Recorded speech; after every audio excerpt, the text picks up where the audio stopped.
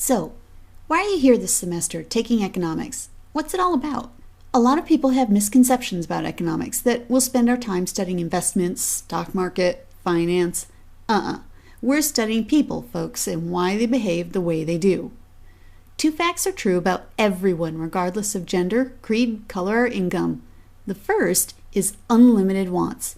Everyone has unlimited wants. Take my own family, for example. We have a nice home, 2 dogs, cat, 2 cars, big TV, multiple computers, and yet, no matter what we have, we'd always like to have more. I'd like a double oven, new carpeting. I'd like to get the house painted. Well, my husband's always dreamed of his own airplane with a home in an air park. My daughter, new handheld game, cell phone, clothes, music. Even if we ended up getting these things, there would always be something else. That's unlimited wants. What's the problem with having unlimited wants? Well, everyone also has limited resources, which means there's no possible way to satisfy all those things we'd like to have. Maybe you don't have enough time to do everything you'd like, or you don't have enough money to acquire those things that you would like. One thing's certain, with unlimited wants and limited resources, choices must be made. And that's it, really. To put it simply, economics studies choices. What choices will people make about how to utilize this many resources to satisfy this many wants? By definition, economics is a study of how people choose to use their scarce resources in an attempt to satisfy their unlimited wants. Well, what does this mean exactly?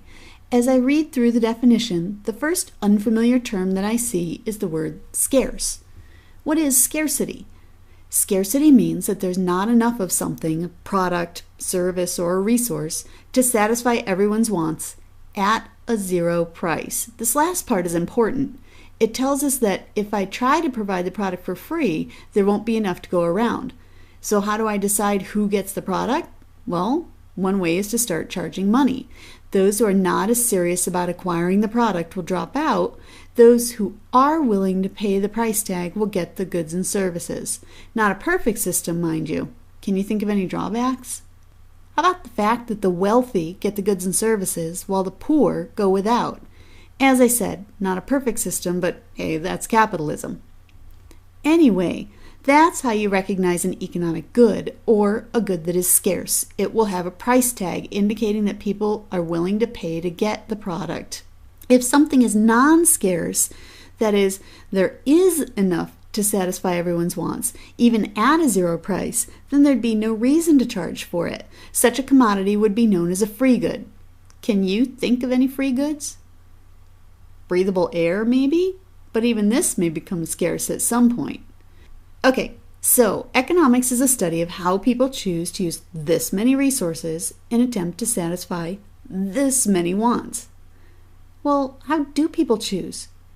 People make choices that they believe are in their own interest, rational self-interest. They look at the pros and cons, economists refer to benefits and costs, and decide whether, on net, a choice is good for them. Think about this. You're out for a walk and you find a wallet. You look inside for ID and find that there's $1,000. What could you decide to do? What are your possible choices? Well, there are a lot of them. You could return the wallet and the money to the owner. You could return the wallet without the money to the owner. You could keep the money and leave the wallet where you found it. Or you could just leave the whole thing. There really are a lot of choices that you could make. But which choice is the rational choice? Well, the rational choice depends on the individual decision maker. All choices are going to be rational to the person that makes them. Whether you think it's right or wrong doesn't mean that it wasn't rational for someone else. It just means that they had a different set of parameters that they base their decision on. Here's a challenge for you. Can you come up with any example of a decision that's not rationally self-interested? Next time, resources.